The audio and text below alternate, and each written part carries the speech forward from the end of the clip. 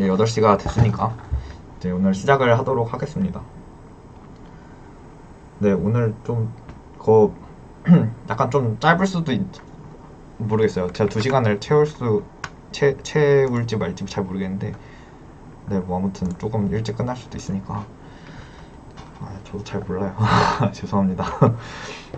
네, 뭐 이제 제 강의는 이걸 포함해서 2번이 남았고요. 이번 주는 네트워크 플로우라는 주제로 강의를 할 거고, 그리고 다음 주에는 문자열 알고리즘으로 제가 또 세미나를 하도록 하겠습니다. 특히나 이번 주 네트워크 플로우는 그 토요일에 준성님이 다른 분이 세미나를 하실 때 연속되는 주제니까 오늘 내용을 잘 파악을 하시고, 뭐 완벽하게 이해하실 필요는 없지만 그래도 플로우 네트워크가 무엇인지, 유량이 무엇인지, 그리고 유량을 구한 알고리즘이 뭐가 있는지, 그 다음에 이 네트워크 플로우라는 유량 알고리즘 이런 것들은 도대체 어떤 때 쓰는 건지, 이제 이런 대략적인 간만이라도 잡아 가졌으면 좋겠습니다. 그래야 다음 강의를 들을 때 어려움 없이 들으실 수 있을 테니까요.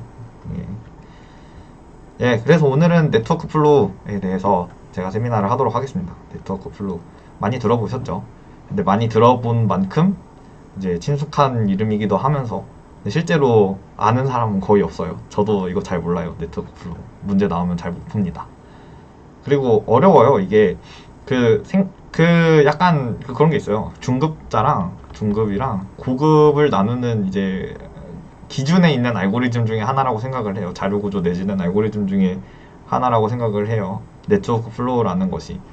예, 그러니까 이거를 좀 알아야 그래도 중급자면 이 정도까지는 풀어야지, 내지는 뭐 중급자면이라고 하기는 좀 그렇네요. 죄송합니다. 예, 그래도 고급자면은 이제 학습자라면 고급 학습자라면 이 정도는 풀어야지라고 하는 그 보더라인에 걸쳐 있는 알고리즘이 이제 네트워크 플로우를 이용하는, 그러니까 유량을 이용하는 알고리즘들을 이용하는 그런 문제들이라고 생각을 하고요. 예, 그렇기 때문에 이제 네트워크 플로우까지 공부를 하시면 아까도 말씀드렸지만 이제 대부분의 중급 학습자들이 배워야 할 그런 자료 구조 알고리즘들은 다 배운 것이다 라고 말을 할 수가 있겠습니다. 네, 다음 주제는 이분 매칭이랑 바이파타이트 매칭이랑 버텍스 커버, 최소 버텍스 커버, 이제 그러니까 이분 그래프에서의 버텍스 커버, 이제 이런 내용을 다룰 건데, 그게 플로우 알고리즘과 좀 연관이 있어요. 그렇기 때문에 좀 한번 잘 들어주셨으면 좋겠습니다. 이번 강의를요. 예. 오늘은 저번에도 그랬지만 조금 이해하기 많이 어려울 수도 있어요. 왜냐면은 처음 보는 개념들이 많이 나올 거기 때문에. 예, 그렇기 때문에 언제든지 질문을 좀 해주시고요. 이해가 안 되는 부분이 있으면 언제든지 질문을 해주시면은, 네, 제가 답변을 잘 드리도록 하겠습니다. 네, 그러면은 이제 시작을 해볼게요. 첫 번째 문제는 이렇고요. 첫 번째 문제 좀 길어요. 좀 인풋도 더러운데, 아니 더럽진 않지. 그 그림이 좀 더러운데 문제 설명에 있는. 네, 그래서 한번 다 같이 이거를 읽고 오도록 하겠습니다. 6086번 문제고요. 한번, 네, 갔다가 와주세요. 유사코 2009년 실버에 나왔던 문제인데요.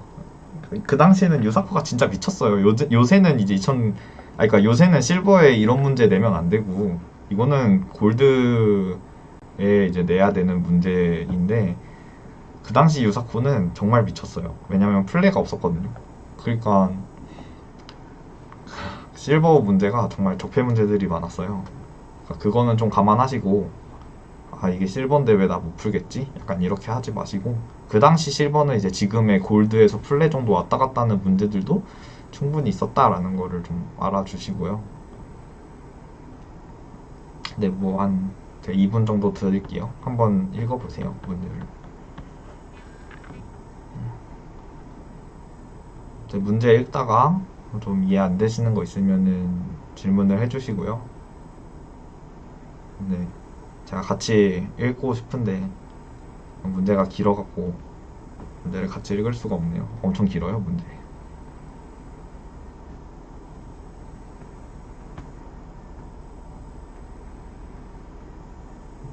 질문은 슬랙 중급방에다가 스터디 중급방에다가 해주시면 감사하겠습니다.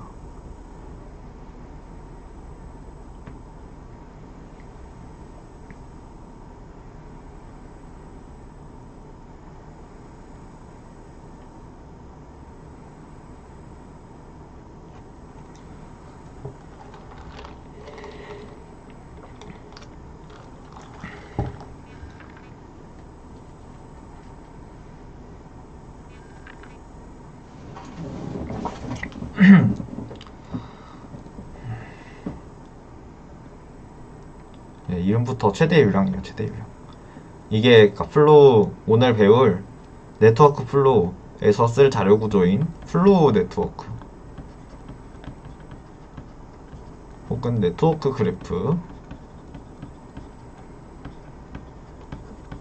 대한 설명을 이 문제가 해준다고 볼 수가 있겠습니다. 네, 그러면은 같이 좀 문제를 요약을 해볼까요?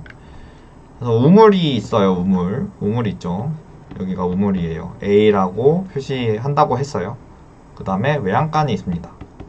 Z라고 표시를 한다고 했죠. 라지 Z로. 그리고 여기서부터 여기까지 파이프들이 뭔가 어떻게든 연결이 되어 있는데, 파이프에는 용량이 설정되어 있어요. 그 용량이라는 거는 물을 그 파이프에 얼마나 흘려보낼 수 있느냐, 이제 그런 의미이죠. 여기다 쓰면 보이나? 이거 안 보일 것 같은데. 보이시나요? 안 보이죠? 왠지 안 보일 것 같아. 보이네. 죄송합니다. 왜 보이지? 예. 그래서 용량이 설정되어 있어요. 용량이라는 거는 그 파이프에 물을 얼만큼 흘릴 수 있는가, 이거요. 그 절대량이 아니에요. 잘 생각을 해보시면 파이프가 있습니다. 이 파이프에 물이 이렇게 흘러가요. 물이 이렇게 흘러가요. 근데 이 물을 예를 들어서 내가 3리터만 흘릴 수 있다, 뭐 이런 용량이 설정되어 있다고 해봅시다. 그럼 이게 무슨 뜻이에요? 뭐 말이 안 되죠. 3리터만 흐르면 파이프가 끊어지나? 뭐 파이프가 혹시 내구도가 다 닳아서 더 이상 물을 흘릴 수 없게 되나? 이제 이런 생각이 들 텐데, 이런 의미가 아닙니다. 용량이 3리터라는 의미는 뭐냐면, 단위 시간당 이 파이프를 통해서 흘릴 수 있는 물의 양이 3리터이다. 이제 이런 의미고요. 그런 의미에서 이제 용량이라고 쓰는 겁니다. 예, 용기에 이제 이 파이프에 물을 얼마만큼 담을 수 있느냐. 단위 시간당 3리터 흘리는 만큼의 물을 담을 수가 있다. 예, 흐르잖아요. 물은 계속. 예, 흐르잖아요. 네, 그 흐른다는 거를 좀 생각을 해주시면 좋겠고요. 예를 들어서 뭐 파이프가 엄청 좁아요. 엄청 좁습니다. 그러면 이렇게 넓은 파이프보다 당연히 물을 많이 흘릴 수는 없겠죠. 제가 살짝 약간 물리적으로 거짓말을 치고 있는 걸 수도 있긴 한데, 어쨌든 간에 3리터짜리 파이프보다 조금 흘릴 수 있다는 거는 뭐 그렇다고 받아들여 주시고, 예를 들어서 단위 시간당 이렇게 넓은 파이프에는 3리터의 물이 흘러갔는데, 이제 이 좁은 파이프에는 단위 시간당 1리터밖에 못 흘린다. 이제 이런 상황이 올 수도 있겠죠. 예, 그런 정보들이 A에서 G까지 이제 간선들로 표현이 되어 있습니다. 그래서 여기는 단위 시간당 3이 흐를 수 있어. 여기는 단위 시간당 1이 흐를 수 있어. 여기는 단위 시간당 2가 흐를 수 있어. 예, 이제 이런 식으로 했다고 해봅시다. 그러면 A에서 D까지, 우물에서 외양간까지 최대한 많은 물을 흘리고 싶어요. 최대한 많은 물을 흘린다는 뜻은 아까도 말씀드렸지만 물의 절대값이 아니고 단위 시간당 흘릴 수 있는 물의 양이죠. 그러니까 단위 시간으로 따지셔야 돼요. 예, 그게 얼마나 많이 흐를 수 있을 것인가를 구하는 문제라고 말할 수 있겠네요. 이렇게 제가 그림을 그려놨으면 이 파이프를 따라서는 단위 시간당 3의 물이 흐를 수 있고, 얘는 1, 얘는 2의 물이 흐를 수 있잖아요. 그럼 전체적으로 얼마의 물이 흐를 수 있을까요? 단위 시간에 6이 흐를 수 있나? 6이 흐를 수 있나요? 단위 시간당 3 더하기 1 더하기 2 이렇게 되나? 예. 그래서 A에서 D까지 지금 물이 흘러가는 경로를 생각해보면 이제 이런 길을 쫓아서 물이 흘러가게 될 거예요. 그러면 이 지점을 자르든 이 지점을 자르든 이 지점을 자르든 물이 흘러가는 용량은, 즉 단위 시간당 물이 흘러가는 용량은 일정해야 되겠죠. 그런데 이 간선에서는 단위 시간당 이만큼의 물밖에, 1만큼의 물밖에 흐를 수가 없대요. 그렇기 때문에 이 지점에서는 최대 단위시간당 1의 물이 흐를 수 있고, 이 지점에서 단위시간당 1의 물이 흐른다면 당연히 여기랑 여기도 단위시간당 1의 물이 흘러야 되기 때문에 이러한 인스턴스에서 정답은 단위시간당 1만큼의 유량이 흐를 수 있다가 되겠습니다.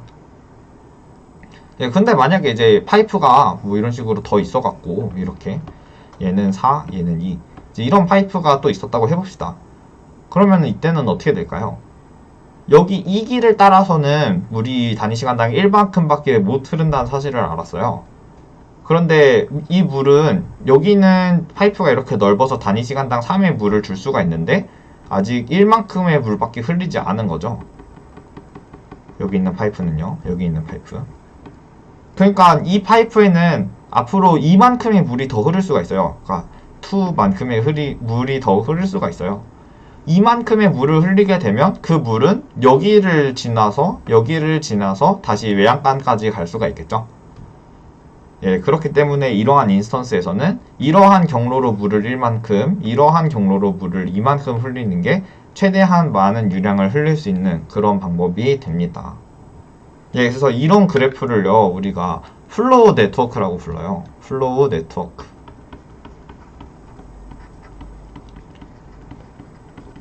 플로우는 이제 유량이라는 뜻이에요. 유량. 어떤 물건이, 어떤 물체가, 어떤 무엇인가가 흘러갑니다. 그러니까 제가 아까부터 계속 강조를 해서 말씀드리지만 절대량이 중요한 게 아니에요. 절대량이 중요한 게 아니고, 절대량이 중요하지 않은 이유는 내가 뭐 1억 년 계속 흘리면은 물 당연히 절대적으로 흘러간 물의 양은 엄청 많아질 거잖아요. 예. 근데 이제 그 절대량이 중요한 게 아니고 단위 시간당 흘러가는 물의 양이 중요한 겁니다. 얼마나 많은 수송을 할 수 있는지, 얼마나 많은 수송, 얼마나 많은 전달 능력을 가지고 있는지, 이 우물에서 외양간까지 얼마나 많은 물을 한 번에 전달할 수 있는지, 예, 그게 중요한 이제 자료 구조라고 할 수 있겠습니다. 그게 중요한 이제 값을 가진다고 말을 할 수가 있겠습니다. 네, 다시 설명을 드릴게요. 플로우 네트워크라는 것은 뭐냐면 이제 수송량을 모델링하기에 적합한 그래프예요. 예, 수송량은 방금도 말씀드렸다시피 이제 어떤 지점에서 다른 지점까지 어떤 걸 물건을 흘리고 싶은 거예요. 물건을 보내요. 그런데 택배 마냥 절대량이 중요한 게 아니에요. 절대량이 중요한 게 아니고 물건을 보낼 때 단위 시간당 얼마만큼의 물건을 보낼 수 있는지 이제 그런 게 중요하다고 생각을 할 수가 있겠습니다. 예, 이 유량은 그러니까 흐르는 거예요. 흐르는 거. 여기다 쓰면 안 보이겠지. 그 다음 게. 예, 이 유량은 이렇게 쓰고요. 그러니까 흐르는 양, 단위 시간당 흐르는 양이 얼만큼 되는지를 이제 모델링 할 때 적합한 그래프라고 말씀을 드릴 수가 있겠습니다. 방금 이 문제 같으면, 첫 번째 문제 같으면 물을 흘리고 있잖아요. 물이 단위 시간당 얼만큼 흐를지 그걸 모델링하고 있기 때문에 예, 그것도 일종의 유량이라고 보시면 될 것 같습니다. 네, 이 유량 그래프, 이 플로우 네트워크의 특징 중에 하나는 각각의 간선마다 유량의 최대 제한이 있다는 거예요. 방금도 보셨잖아요. 이 간선은 파이프라고 보는 거죠. 이 간선은 파이프이기 때문에 단위 시간당 3만큼밖에 못 흘린다. 이제 이런 식으로 문제에서 정의가 되어 있습니다. 물론 뭐 간선에 나는 제한 없이 물을 흘리고 싶은데 라고 할 수 있잖아요. 예, 그럴 때는 이제 용량이 무한대가 되도록 그렇게 설정을 해주면 되겠죠. 예, 용량이 무한대면 너는 뭐 무조건 얼마든지 흐를 수 있다. 예, 이제 이렇게 되는 겁니다. 그래서 각 간선마다 유량의 최대 제한이 있고요. 우리는 그것을 용량이라고 부릅니다. 영어로는 capacity라고 불러요. 예, 제가 이 PPT에 좀 한글 용어를 많이 썼는데요. 제가 설명을 드릴 때는 영어 용어로 설명을 드리도록 하겠습니다. 아마 여러분들도 영어 용어가 다 익숙하실 거고, 예, 그리고 영어 용어로 쓰는 편이 나중에 더 도움이 될 테니까, 예. 그리고 한글 용어는 별로, 이렇게 말하면 안 되는데, 멋있지가 않아요. 그리고 좀 헷갈려요. 번역하는 용어다 보니까. 네, 뭐, 아무튼. 그래서 각각의 간선마다 캐패시티가 주어지는, 용량이 주어지는 그래프에서 정의를 한다고 말씀을 드릴 수 있겠고요. 수송되는 경로는 간선으로, 즉 플로우가 흐르는 경로는 간선으로 모델링을 합니다. 아까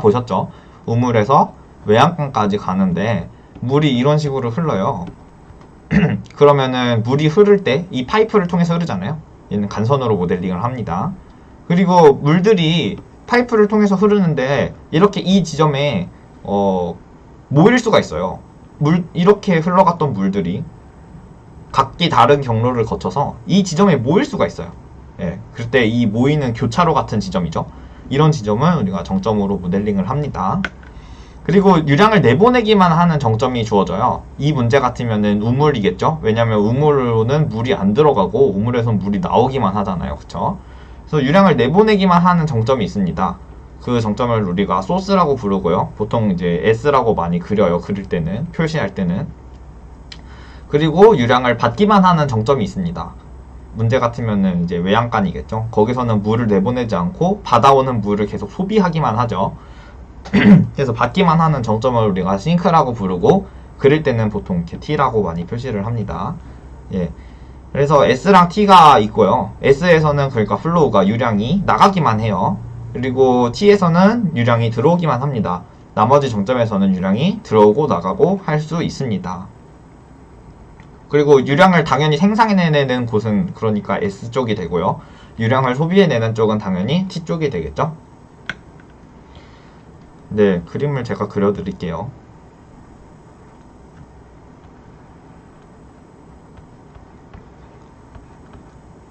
네, 이제 이런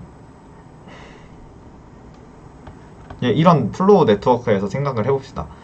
네, 뭐 약간 이제 아직 모델링이 덜 직관적일 수도 있으니까 조금 더 설명을 해드리면 이제 수송량을 모델링하기에 적합한 그래프라고 했잖아요. 그래서 대체로 많이 수송하는데 많이 있는 게 물이죠, 물.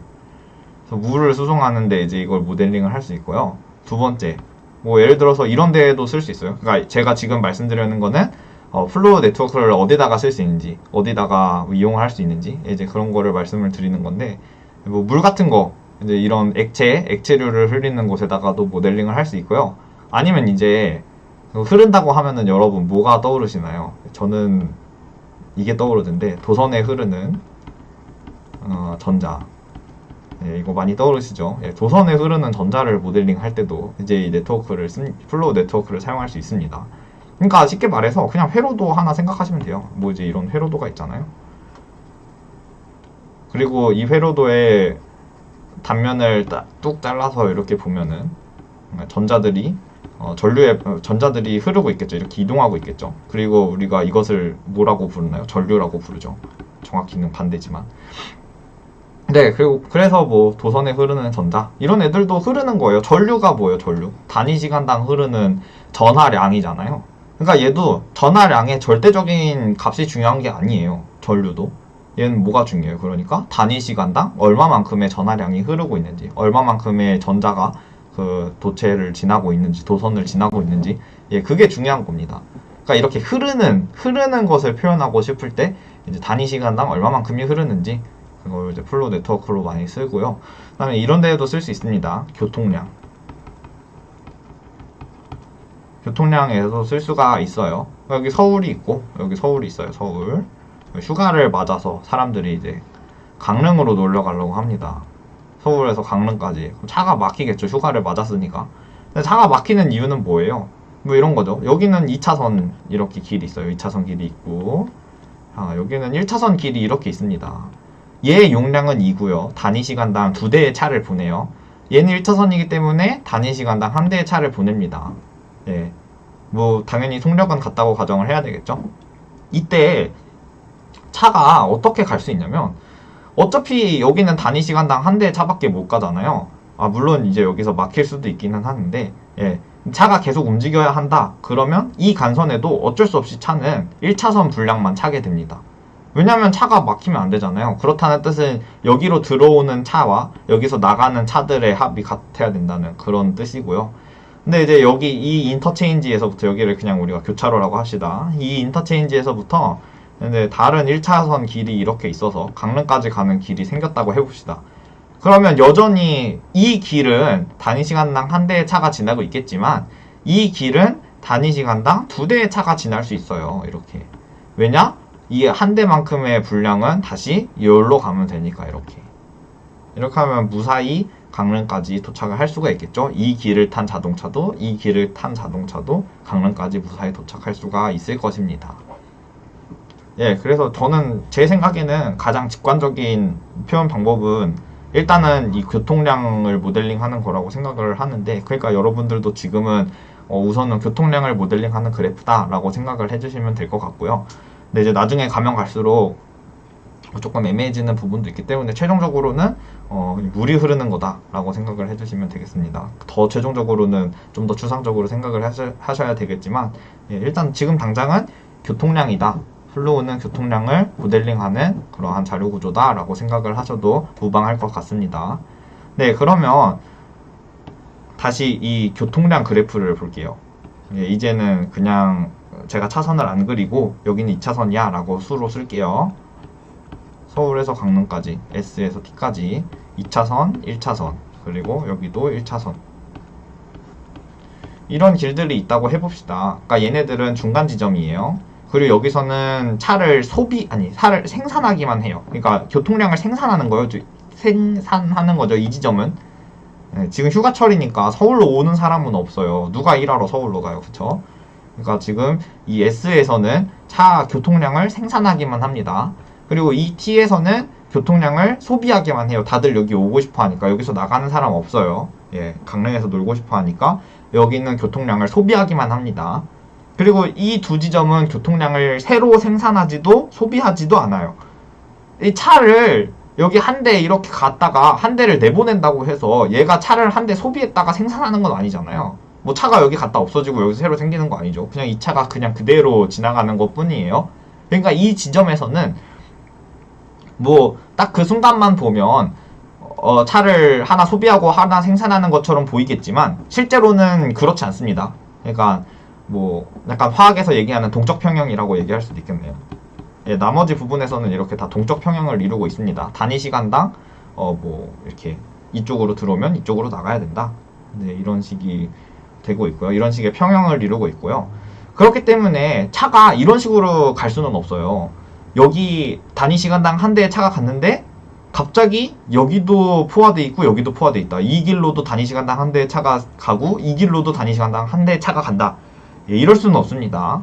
예, 물론 여기 있는 사람이 강릉으로 놀러 가기 때문에 단위 시간당 1의 교통량이 생겼다라고 말을 할 수도 있겠지만 지금 그런 경우는 생각하지 않고 있기 때문에 네, 여기서만 교통량이 생기는 그런 경우를 생각하고 있죠. 이 서울에서만.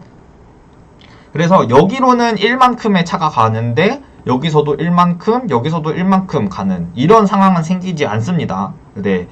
혹은 차가 이렇게 갔는데 두 대가 갔어요. 단위 시간당. 근데 여기 길은 안 써요. 차가 비어 있어요. 텅텅 비어 있어요. 차가 단위 시간당 0대 지나요. 여기만 차가 단위 시간당 한 대 지나요. 이런 일은 일어나지 않습니다. 네, 여기서 교통량을 소비했다는 그런 의미가 되잖아요. 네, 그래서 이런 일은 일어나지 않고요. 반드시 이 지점과 이 지점에서만 교통량을 새로 생산하거나 소비하기만 합니다. 예, 그러면 유량의 정보가 주어졌을 때, 즉 교통량의 정보가 주어졌을 때 그것이 올바른 교통량인지 아닌지 알 수가 있겠죠. 예, 올바른 교통량이려면 어떤 조건들을 만족해야 될까요? 예, 이 주어진 그래프에서 주어진 이러한 도로 상황, 도로망이죠. 그러니까 주어진 이 그래프에서 어떻게 차가 흘러야 어떤 식의 교통량이 생겨야 그것이 저 교통량은 있을 법하다 라고 말을 할 수가 있을까요? 그거를 한번 같이 생각을 해봅시다.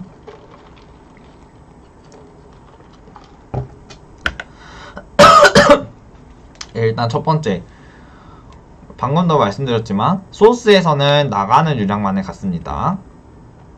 네, 맞아요. 그것도 중요한 성질 중에 하나인데 제가 방금 생략을 했죠. 예, 그것도 같이 설명을 드릴게요. 소스에서는 나가는 교통량만을 가져요. 들어오는 교통량은 없습니다. 반대로 싱크에서는 들어오는 교통량만을 가져요. 교통량을 소모하기만 합니다. 나가는 게 없어요. 예, 올바른 유량 그래프가 가져야 할 조건을 제가 지금 말씀드리고 있는 거예요.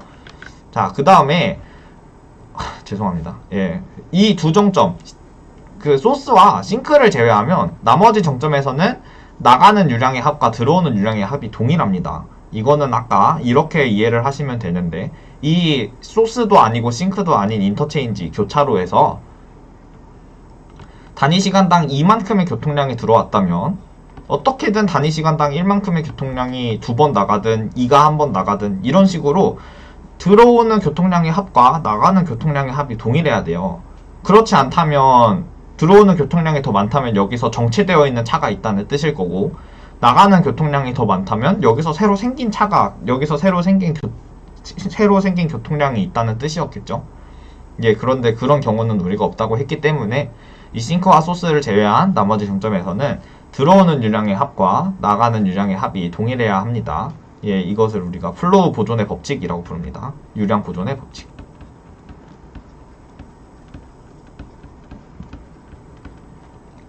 그 다음에 세 번째, 그 어떤 간선에서도 흐르는 유량이 그 간선의 용량을 넘지 못합니다.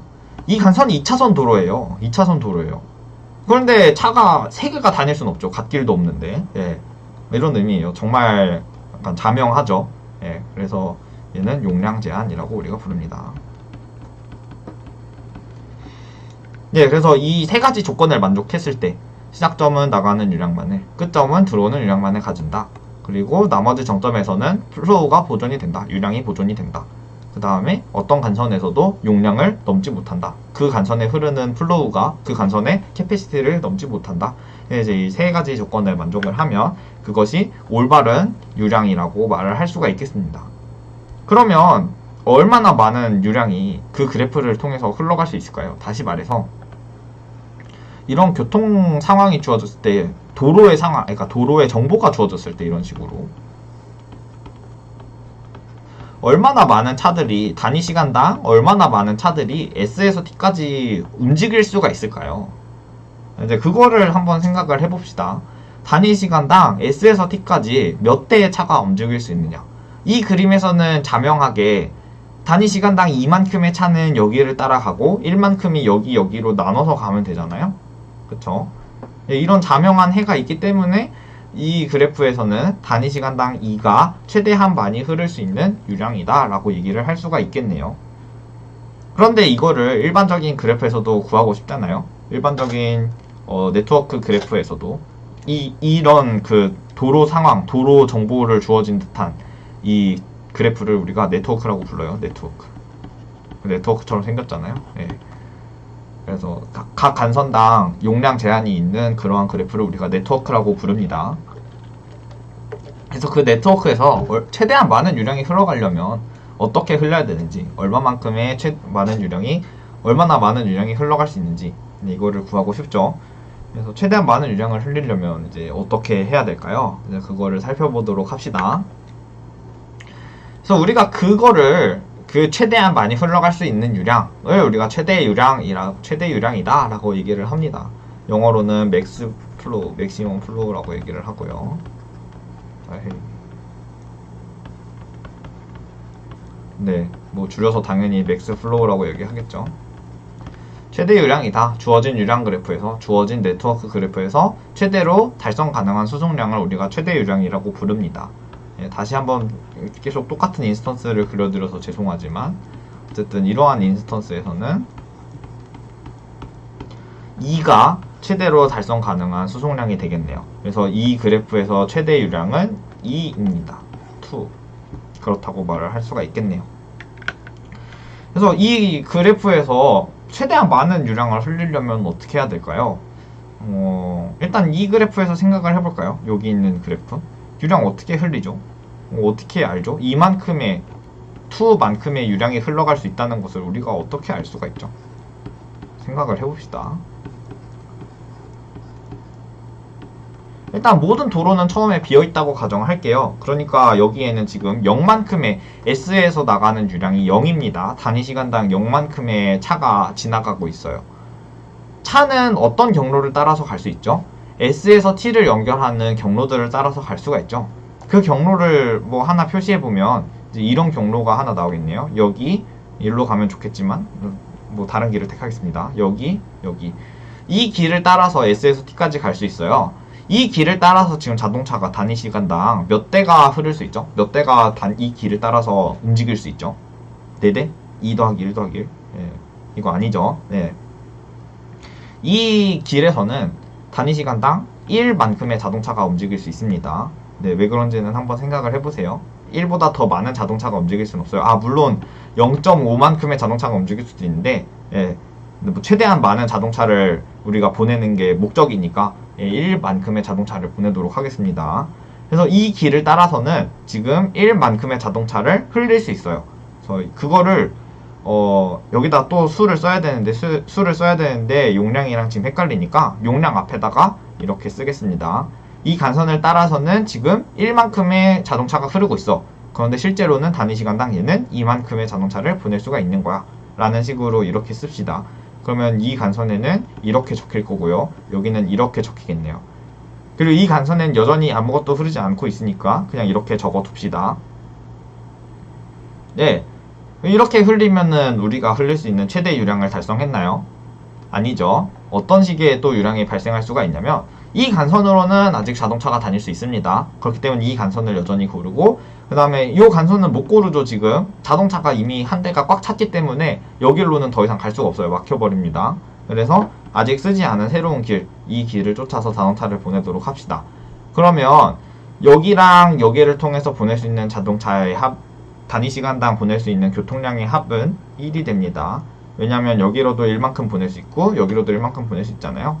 예, 그래서 이 길을 따라서는 단위 시간당 1만큼의 자동차를 흘릴 수 있고 그걸 이렇게 표시해 보도록 합시다.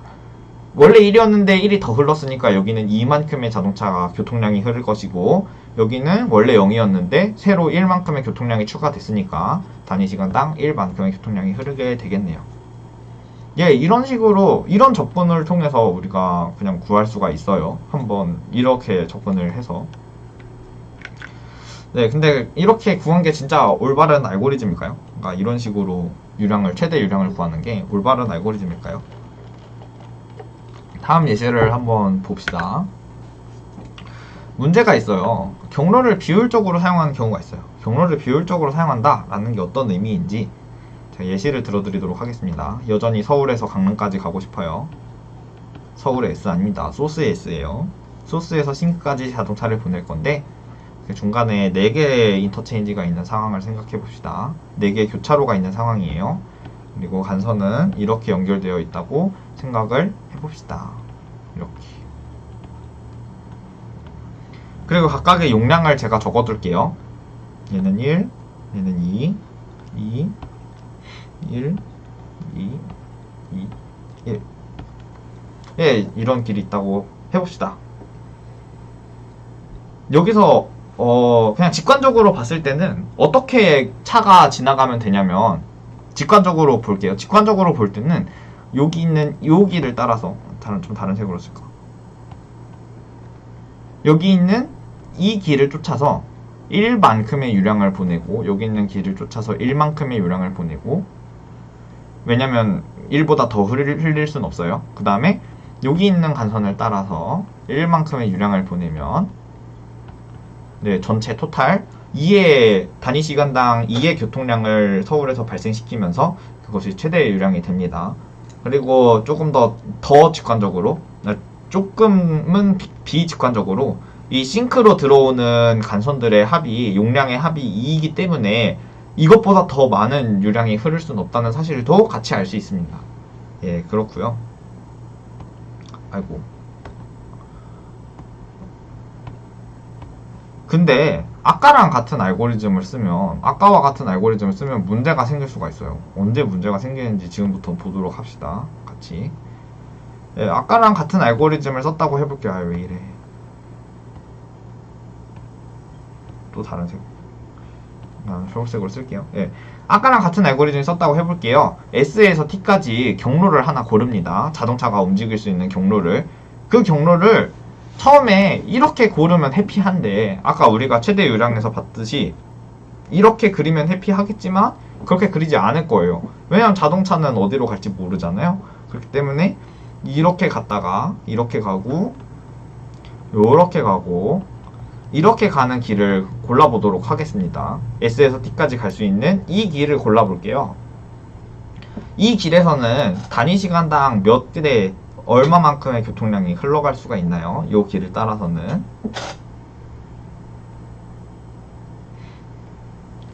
네. 네, 이 길을 따라서는 단위 시간당 1만큼의 교통량이 흐를 수가 있죠. 왜냐면 요 간선의 캐패시티는 1, 요 간선은 2, 요 간선은 1이니까 제일 작은 캐패시티를 따라가죠. 그 단위 시간당 흐를 수 있는 자동차의 교통량의 교통량은. 네. 네, 감사합니다. 네, 그래서 단위 시간당 1의 교통량이 흐를 것이고요. 그걸 표시를 할게요. 흘렸어요. 1만큼의 교통량을 흘려볼게요. 이렇게. 다시 쓸게요. 얘는 여기다 이렇게. 그리고 나머지 간선들에는 아직 흐르지 않았으니까 0이라고 이렇게 씁시다. 이제 이렇게 쓰고 났더니 그 다음에 또 자동차를 보내고 싶어요. 교통량을 보내고 싶습니다. 그런데 지금 보낼 수가 있나요? 교통량을 어떻게 못 보내는데, 그쵸? 이거 뭐 어떻게 보내요? 지금 일단 이 길을 따라가서는 안 된다는 사실을 알았고, 이 길을 따라서 1을 보내고, 이 길을 따라서 1을 보내고 싶었는데 더 이상 갈 데가 없어요. 여기로 지금 못 가잖아요. 일방통행 길인데. 일방통행 길인데 어떻게 가요? 여기로 못 가죠. 지금 자동차 막혀있죠. 여기 이미 다 썼어요. 유량을, 최대 유량만큼을 썼어요. 이 간선에. 그렇기 때문에 이 그래프에서 더 이상 최대 유량을 흘릴 수가 없게 돼요. 아까랑 같은 알고리즘을 이용하면 이 그래프에서 더 이상 새로운 교통량을 흘릴 수가 없게 됩니다. 올바른 플로우의 조건을 만족하지 못하잖아요. 이거 뭐 여기로 1만큼을 보낼 수가 없으니까 별 수가 없죠. 네, 이 문제를 처음 봤을 때 여기로 1, 여기로 1을 흘리는 게 최대로 좋은 그러한 흘리는 방식이라는 사실을 알았어요. 근데 지금 여기로 이렇게 1을 보내버리니까 지금 뭐 안 되죠. 그 다음에. 그래서 이런 일이 왜 일어났나 보니까 자동차가 이렇게 갔으면 좋았을 텐데, 이렇게 갔으면 얘 진로를 방해하지 않잖아요. 여기로 가는 이 아랫길을 따라가는 자동차의 진로를 방해하지 않아요. 윗길로 가는 자동차는 그대로 윗길로 갔으면 됐는데 굳이 이렇게 다리를 한번 건너와 갖고 여기 있는 자동차를 막고 있어요. 이 길을 써도 되는데 이 길 지금 얘가 못 쓰잖아요. 근데 왜 막아요? 얘가 썼으면 됐는데, 서로 배려를 해야 되는데 지금 양보 운전하지 않았죠. 그래서 자동차가 이렇게 가면 얘는 길이 막힐 수밖에 없어요. 그래서 이 교통 상황을 교통정리 한번 해줘야 돼요. 교통정리 해봅시다. 어떤 식으로 교통정리를 할 거냐면요, 얘는 원래 이렇게 흘러가는 게 더 좋았잖아요. 이렇게 흘러가는 게 더 좋았다는 사실을 우리가 알고 있죠. 왜냐면 최대 유량은 이렇게 1만큼 흐르고 이렇게 위로 1, 아래로 1 흘렀을 때 전체 2라는 사실을 알았으니까 얘는 여기서 출발한 요 자동차는 일로 갈 게 아니고 좀 양보해서 일로 가는 게 더 좋았던 거예요. 사실은. 그쵸? 그래서 교통정리 한번 하도록 하겠습니다. 여기로 흘러가던 자동차는 여기로 갈 게 아니고 여기로 갑니다. 새로운 길을 쫓아서 갑니다. 죄송해요. 새로운 길을 쫓아서 갑니다. 그래서 그 새로운 길을 이렇게 표시할게요. 요렇게. 이 하늘색 화살표로 표시를 할게요.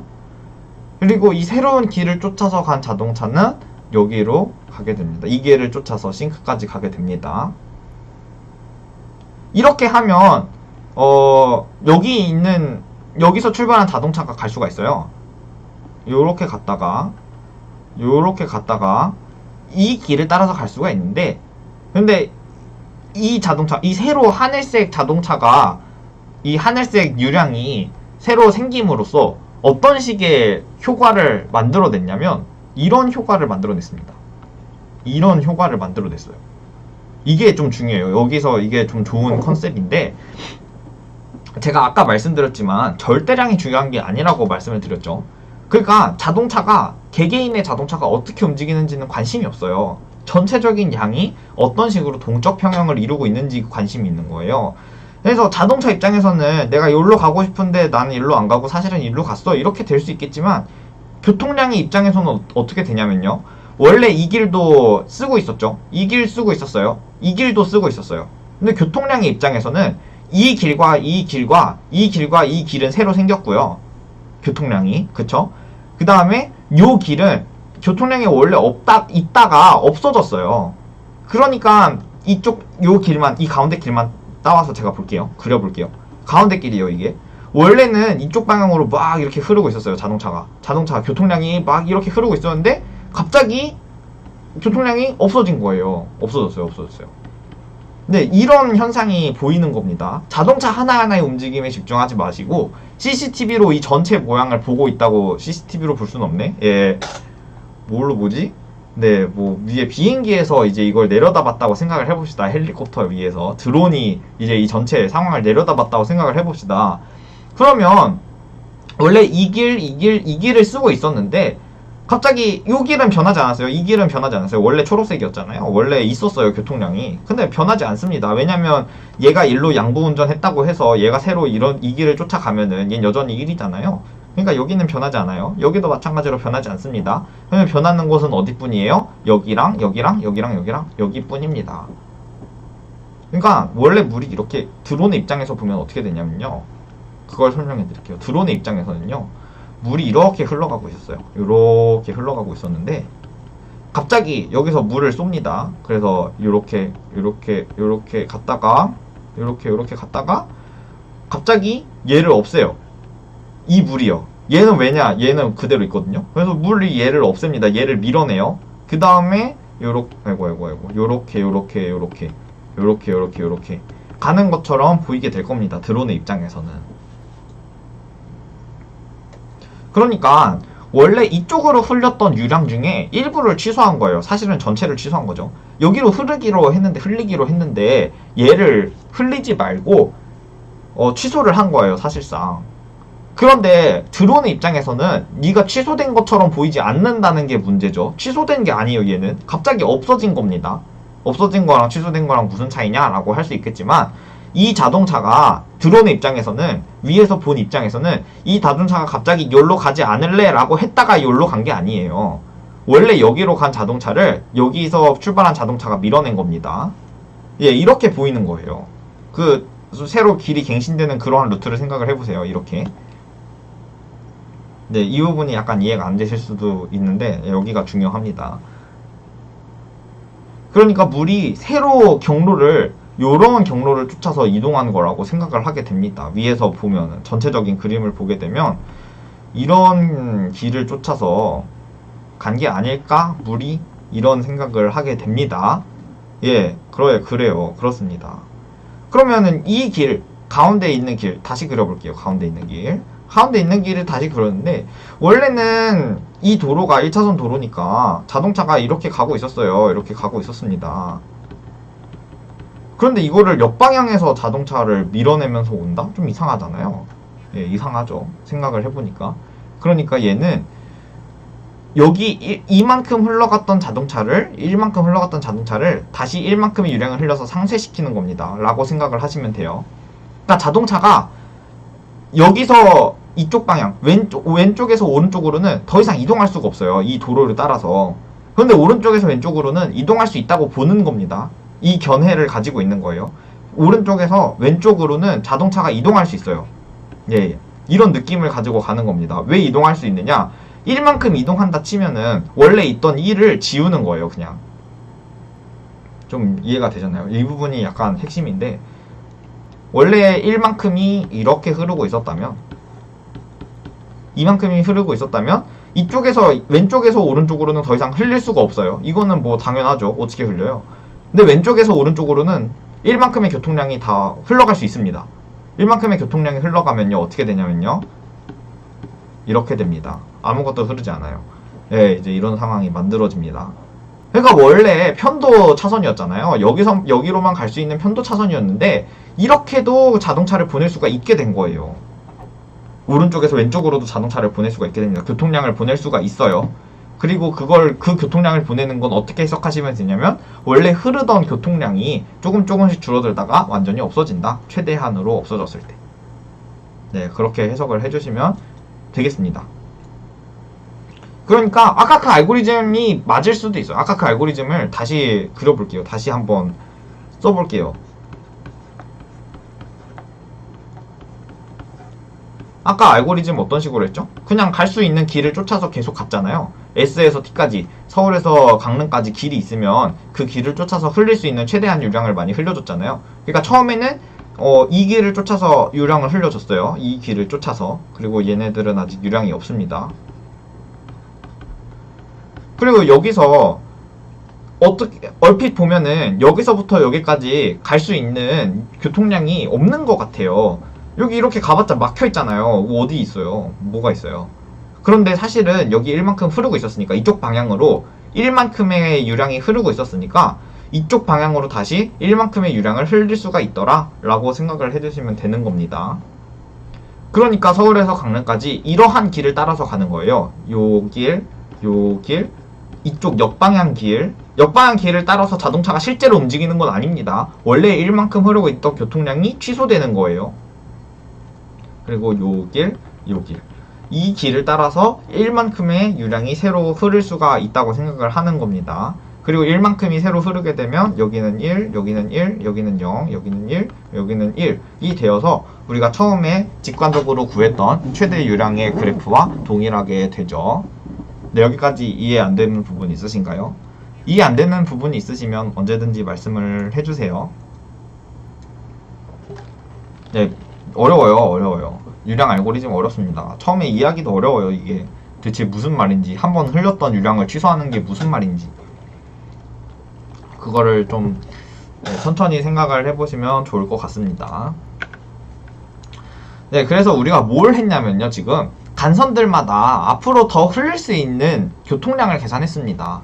처음 그래프에서는 얘 용량이 2였다면 처음에 아무것도 안 흐르고 있는 상태에서는 여기로 몇 만큼의 교통량을 보낼 수가 있는 거였죠? 2만큼의 교통량을 보낼 수가 있던 거였죠? 맞나요?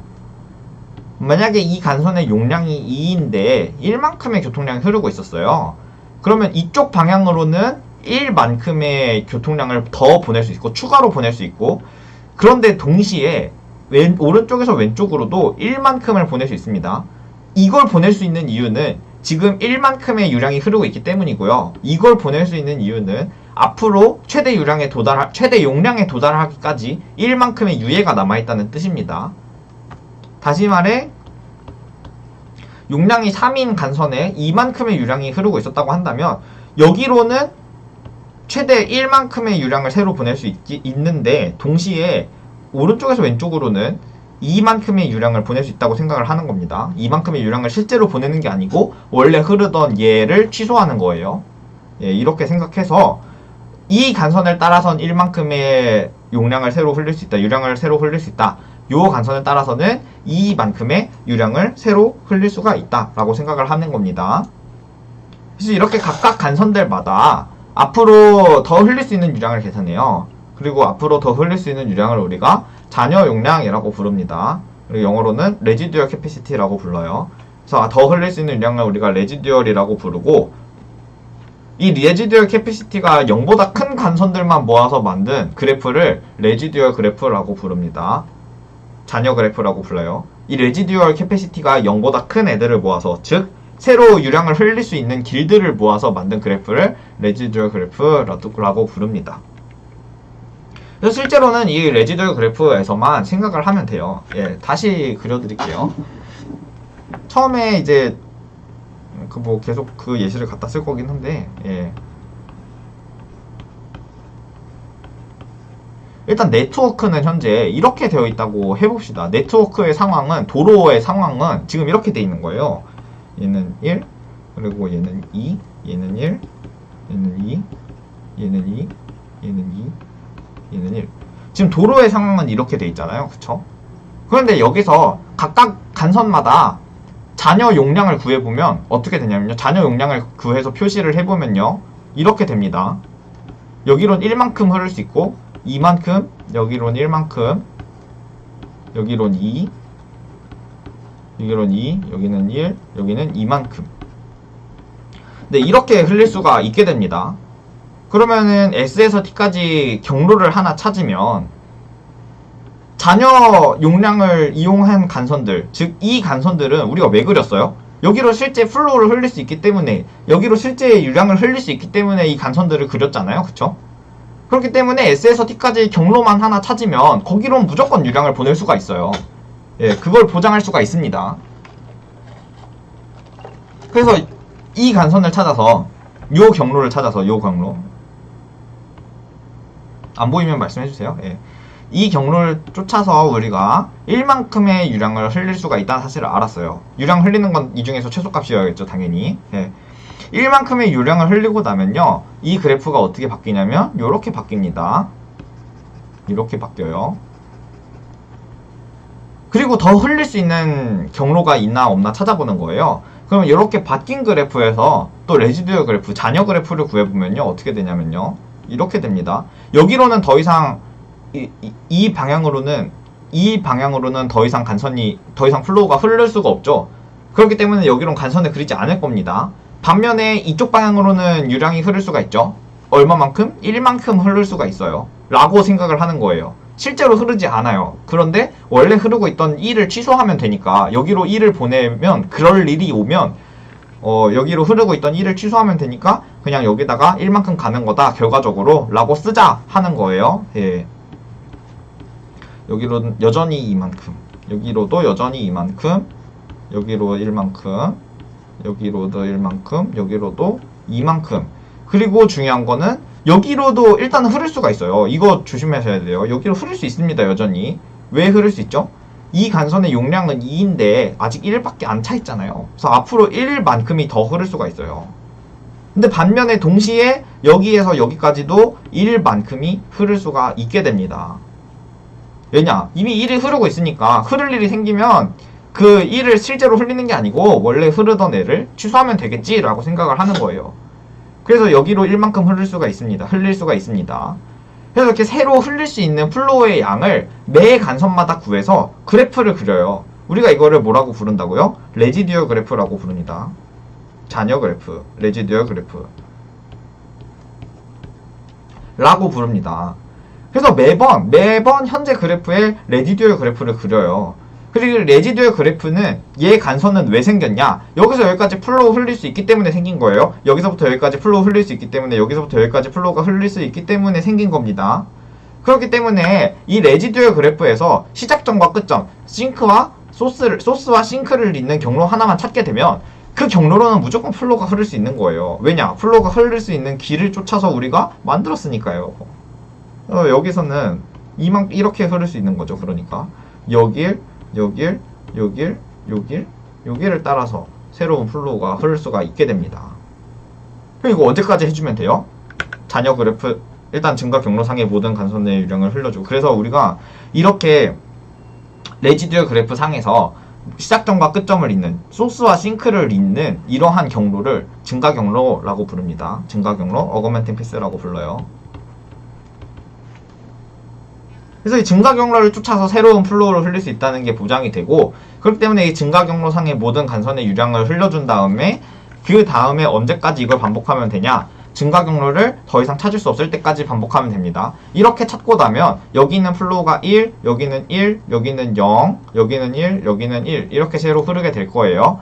그러면 이때 레지듀얼 그래프를 다시 그려주면 여기로는 더 원래도 흘릴 수가 없었으니까 이쪽으로는 그리지 않고 이쪽 간선만 그립니다. 1만큼이 더 흐를 수 있어요. 여기로도 이제 못 흐르죠. 여기로 흐를 수 있네. 죄송합니다. 예, 여기로 1만큼이 흐를 수 있고 동시에 여기로 1만큼이 흐를 수 있겠네요. 그 다음에 여기로는 더 못 흐르죠. 그래서 이쪽 방향으로는 그려주지 않을 거예요. 이쪽 방향으로만 1이 흐를 수가 있습니다. 마찬가지로 계속 그려주게 되면, 예, 여기 조심하세요. 아까는 여기로 1을 흘릴 수가 있었는데 여기로 1을 흘렸는데 그래서 결과적으로는 이 간선에 아무것도 안 흐르게 됐잖아요. 그러면 다시 이제는 이 간선이 없어지는 거죠. 예, 이거 조심하시면 되겠습니다. 그리고 여기로 1, 여기로 1. 아직 포화가 안 됐잖아요. 이만큼의 용량을 가지고 있는데 1만큼만 썼으니까 앞으로 1만큼을 더 쓸 수 있습니다. 그리고 여기로는 1을 취소할 수 있으니까 흐를 수 있고요. 예, 이 그래프에서 S에서 T까지 가는 경로 찾을 수 있을까요? 여기서 S에서 T까지 가는 경로, 예, 때려 죽여도 못 찾죠. 예, 그래서 여기서 알고리즘을 멈추면 됩니다. 그래서 이렇게 나왔을 때 흐르고 있는 지금까지 흘린 유량의 총합이 우리가 구하는 최대 유량이 됩니다. 얘가 이때 여기까지 사용한 유량의 합이 최대 유량이 돼요. 으악. 최대 유량이다. 예, 증명 생략하겠습니다. 증명 어려워요.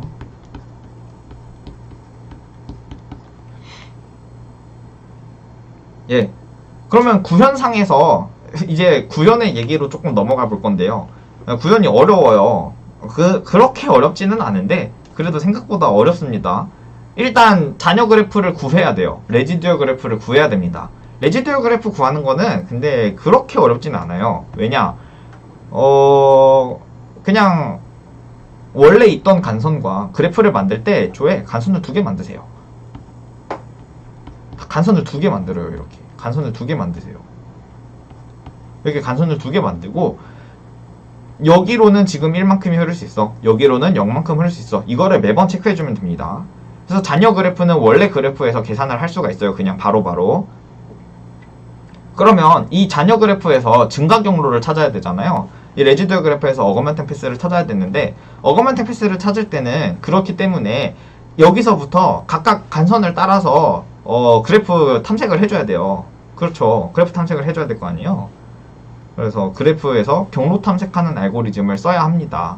여러분들이 알고 계시는 경로 탐색 알고리즘 뭐가 있죠? 예, DFS가 있죠. DFS. 그래프에서 경로 탐색하는 알고리즘. 또 뭐가 있어요? DFS가 있죠. 예, 또 뭐가 있어요? 예, 저도 잘 몰라요. SPFE 이런 거 있습니다. 예, 모르셔도 돼요. 예, 그래서 DFS랑 BFS 이런 만만한 친구들로 증가 경로를 찾아주시면 돼요. 이동할 수 있는 화살표를 쫓아서. 근데 이 화살표를 어떻게 하면 이동할 수 있느냐? 여기 새로 흐를 수 있는 플로우가 있으면 유량을 여기로 좀 더 흘려줄 수 있으면 이 화살표 타도 되는 거예요. 그런데 여기로 유량을 흘려줄 수 없으면 이 화살표 타면 안 됩니다. 이제 이런 정보를 이용해서 DFS 내지는 BFS를 하시면 됩니다. 예, 그래서 경로 탐색을 할 때는 DFS 내지는 BFS를 쓴다. 이걸 이용해서 경로 탐색을 하고 그 경로 상에 있는 모든 간선들의 플로우를 흘려준다. 예, 뭐 자세한 구현은 제가 또 올려드리니까 그걸 참고하시면 될 거고요. 그런데 문제가 있어요. DFS 할 때는 비효율적인 탐색을 할 가능성이 있습니다. 예, 좀 제가 오래 떠들고 있는데 예, 여기까지만 하고 좀 잠깐 쉴게요. 예, DFS를 할 경우에는 비효율적인 탐색을 할 가능성이 있어요. 왜 그러느냐? 이 예시를 제가 보여드리겠습니다.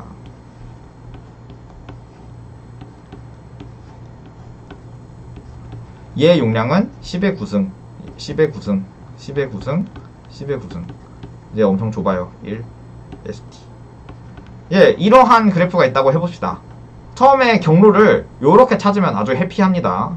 이렇게 지나가는 경로를 찾으면 해피해요. 그런데 이렇게 안 찾을 수도 있죠. 난 여기가 좋아. 이렇게 흘렸다고 해봅시다. 그러면 레지듀얼 그래프는 이렇게 돼요. 여기로 10의 9승 빼기 1, 여기로 1, 여기로는 여전히 10의 9승, 그리고 여기로는 0, 여기 0이죠. 이렇게 가는 거 0이에요. 그러니까 레지듀얼 그래프 상에서 이 간선 없습니다.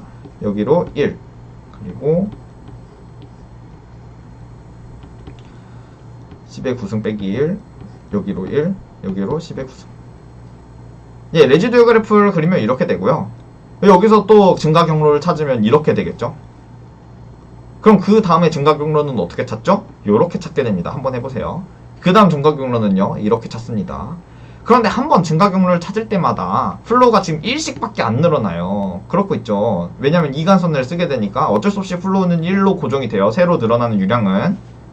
그런데 이 그래프에서 자명하게 최대로 흘릴 수 있는 유량은 요렇게 10의 9승, 요렇게 10의 9승이라는 사실을 알 수 있죠.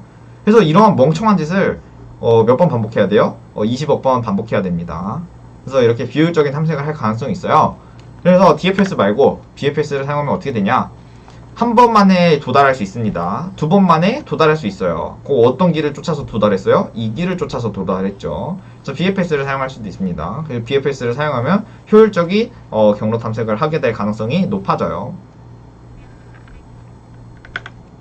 예, 그래서 시간 복잡도를 각각 구해봅시다. 그래서 첫 번째, DFS를 사용하는 이 알고리즘은 우리가 어떤 알고리즘이라고 부르냐면, 예, 포드 풀커슨 알고리즘이라고 부릅니다. 포드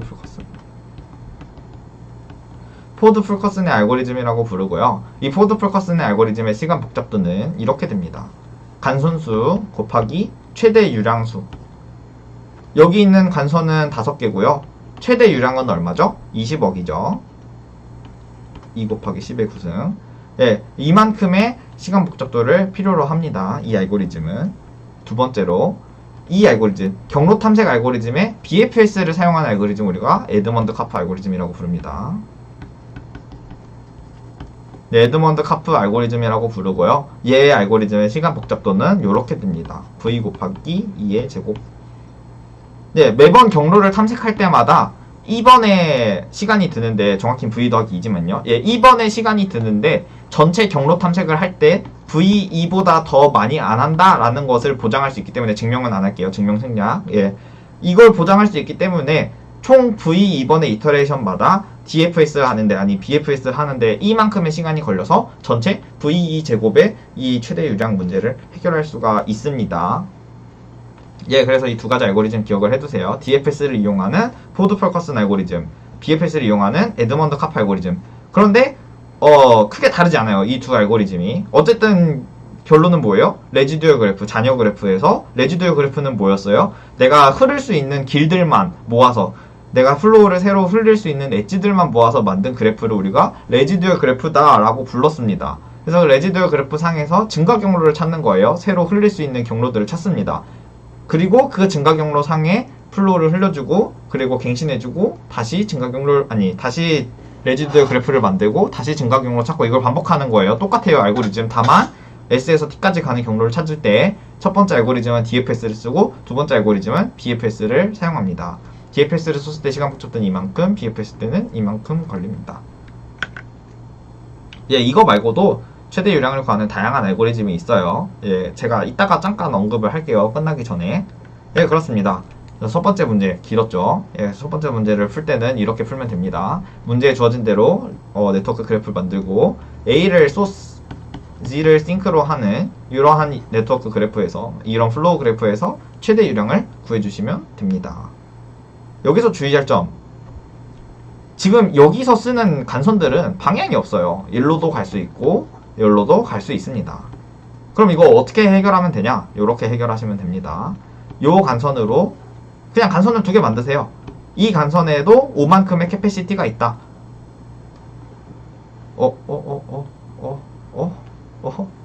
잠시만. 지금 끊겼나요? 아니죠?